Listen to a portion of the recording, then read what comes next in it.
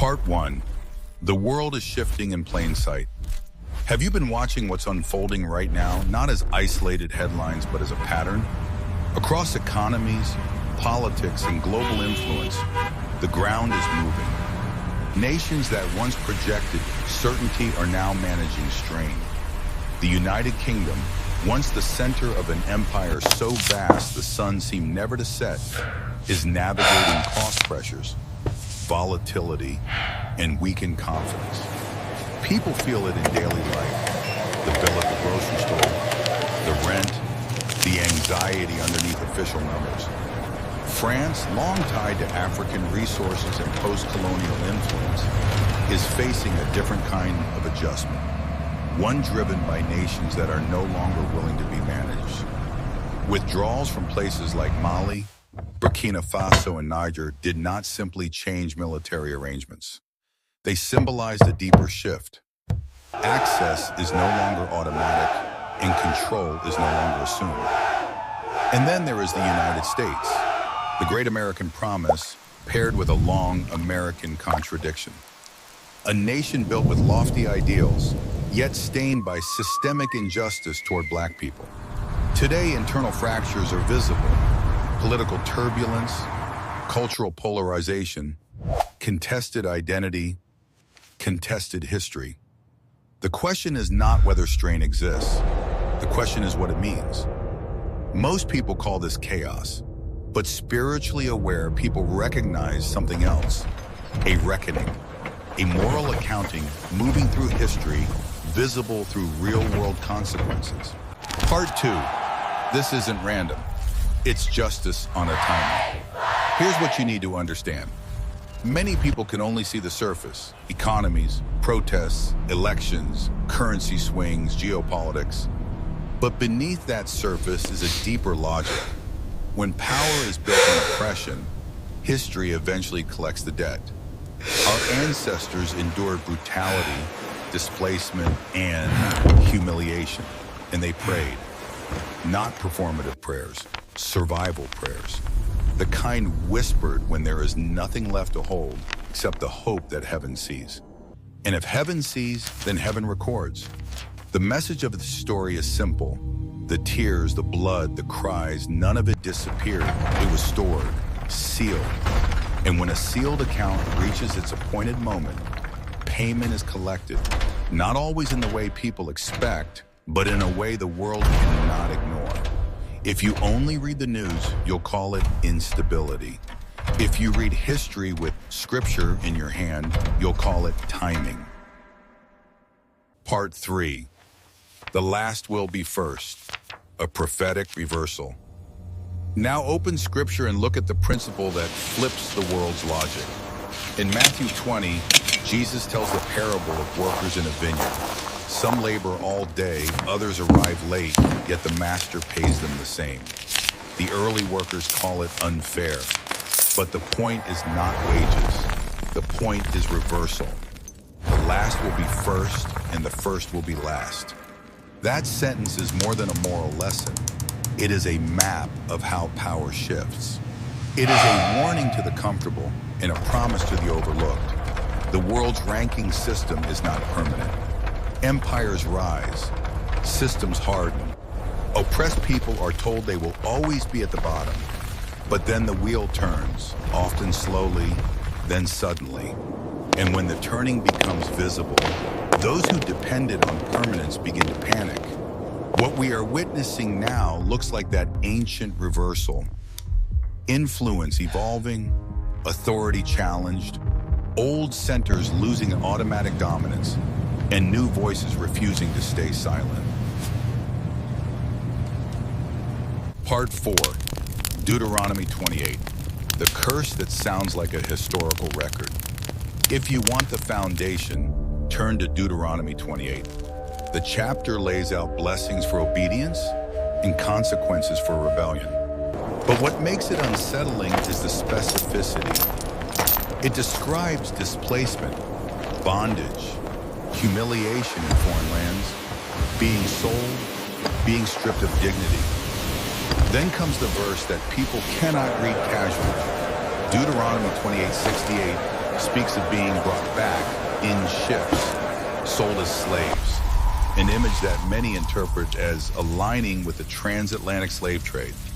Whether someone approaches this as prophecy, pattern, or warning, the weight is the same. Scripture describes a people falling into a long season of suffering, yet not abandoned forever, because the story never ends with the curse alone. The curse has a clock, a limit, a completion, and that brings us to the timeline the original script is built on. 400 years. Part 5, Genesis 15, the 400-year marker and the turning point. In Genesis 15, 13-14, God tells Abraham that his descendants will be afflicted in a land not theirs for 400 years, and afterward the nation that oppressed them would be judged, and the oppressed would come out with substance. The original script ties this to the historical marker of 1619 and the cultural reckoning that intensified around 2019 to 2020. The point isn't to argue about every detail of dating. The point is the claim.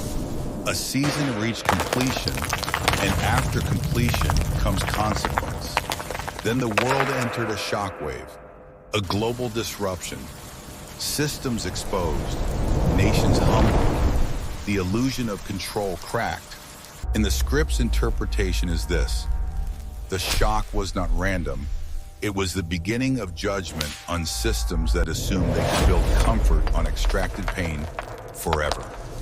From that lens, what followed, economic strain, political fragmentation, weakening trust, contested currency dominance, becomes part of a larger sequence rather than scattered problems. Part 6, the pattern of empires, Egypt, Babylon, Rome, and the law of consequence. The Bible doesn't only predict, it also records patterns. Egypt rose on forced labor and cruelty. When Pharaoh hardened his heart, judgment escalated until the empire's confidence collapsed. Babylon looked eternal until the handwriting appeared on the wall and the fall came suddenly. Rome appeared unstoppable, yet history turned and the decline became inevitable. The point is not that every nation repeats identical plagues or identical events. The point is the moral structure. Oppression is never free. It is a loan with interest.